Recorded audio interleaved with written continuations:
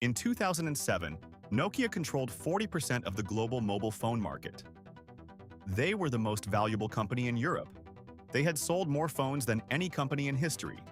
Then Steve Jobs walked onto a stage and said three words: one more thing.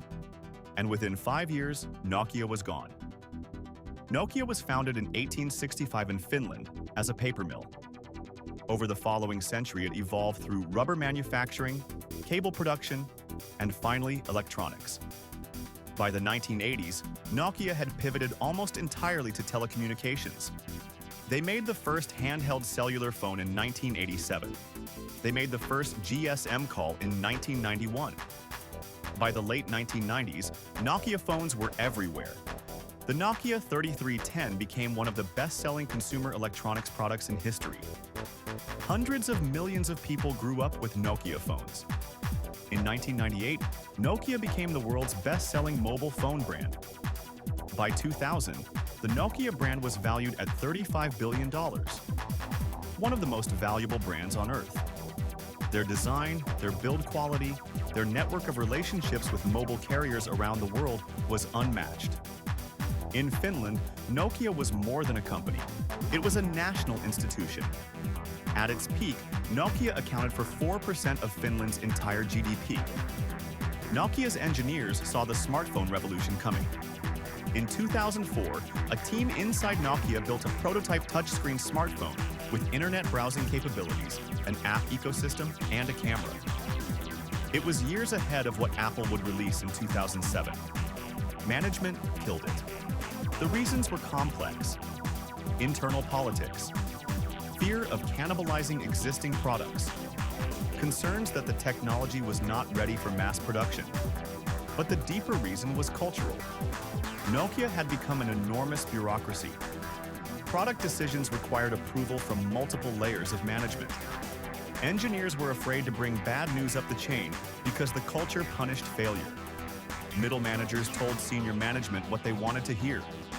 Senior management made decisions based on information that was filtered to be optimistic. On January 9, 2007, Steve Jobs unveiled the iPhone. He called it a revolutionary mobile phone, a widescreen iPod, and an internet communicator all in one device. Nokia's leadership watched the presentation and were not immediately alarmed. They believed the iPhone was too expensive, its battery life too short, its keyboard too impractical for serious users. They believed their customers wanted physical keyboards. They believed the enterprise market, corporations that bought phones for their employees, would stay loyal to Nokia. They believed their scale and their carrier relationships gave them enough time to respond. They were wrong on every count. The App Store changed the nature of competition entirely. When Apple launched the App Store in July 2008, the phone became a platform. Developers could build anything: banking, navigation, games, productivity tools. Nokia's Symbian operating system could not run these applications efficiently. More importantly, Nokia's culture and process could not respond quickly enough to the changing landscape. They launched touchscreen phones that were widely criticized. They launched an app store that had almost no apps.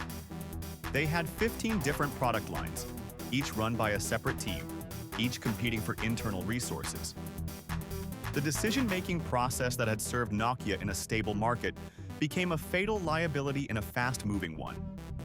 By 2010, Nokia's smartphone market share had collapsed from nearly 50% to under 30%. By 2011, Android had overtaken Symbian globally. The board hired Stephen Elop, a former Microsoft executive, as CEO. He wrote a famous internal memo comparing Nokia to a man standing on a burning platform. He said the platform was on fire and they needed to jump. He announced Nokia would abandon Symbian and partner with Microsoft's Windows Phone instead. That decision alienated existing Nokia users and developers without winning new ones. Windows Phone never gained significant market share. In 2013, Microsoft acquired Nokia's mobile phone division for $7.2 billion. 2 years later, Microsoft wrote off the entire acquisition. They shut down the division and laid off 32,000 former Nokia employees. The devices Nokia had built were discontinued. Stephen Elop's memo to employees as the acquisition closed included a line that became famous. He wrote, "We didn't do anything wrong, but somehow we lost." That sentence captures the tragedy perfectly. Nokia's engineers were talented. Their products were well made. Their brand was trusted, but the world changed around them faster than their organization could respond. When the speed of external change exceeds the speed of internal adaptation, even great companies fail. Nokia failed not because of incompetence, but because of inertia.